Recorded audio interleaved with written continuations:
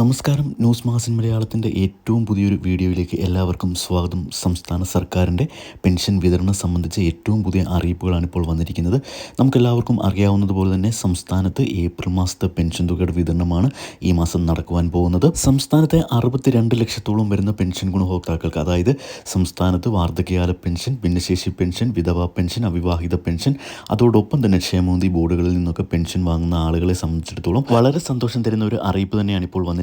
April മാസത്തെ pension തുകയുടെ വിതരണ നടപടികൾ മെയ് മാസത്തിൻ്റെ ആദ്യ ആഴ്ചയിൽ തന്നെ നടപടികൾ പൂർത്തിയാക്കിക്കൊണ്ട് പെൻഷൻ വിതരണം ചെയ്യുവാനാണ് സംസ്ഥാന സർക്കാർ ശ്രമിക്കുന്നതെന്ന റിപ്പോർട്ടുകളാണ് ഇപ്പോൾ വരുന്നത്.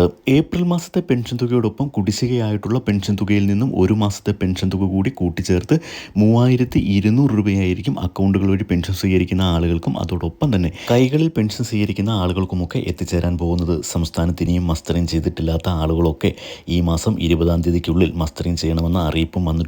അക്ഷയ കേന്ദ്രങ്ങൾ വഴി പെൻഷൻ ഐഡിയോ അല്ലെങ്കിൽ ആധാർ കാർഡോ ഉപയോഗിച്ച് നമുക്ക് ഈ മാസം 20-ാം തീയതിക്കുള്ളിൽ മസ്റ്ററിങ് പൂർത്തിയാക്കുവാൻ സാധിക്കുന്നതാണ്. മസ്റ്ററിങ് ചെയ്തിട്ടും കഴിഞ്ഞ പ്രാവശ്യം പെൻഷൻ ലഭിക്കാതിരുന്ന ആളുകൾക്കുള്ള പെൻഷൻ കുടിശ്ശികയുടെ വിതരണം സംബന്ധിച്ച അറിയിപ്പുകളും ഉടനെ എത്തുന്നതായിരിക്കും.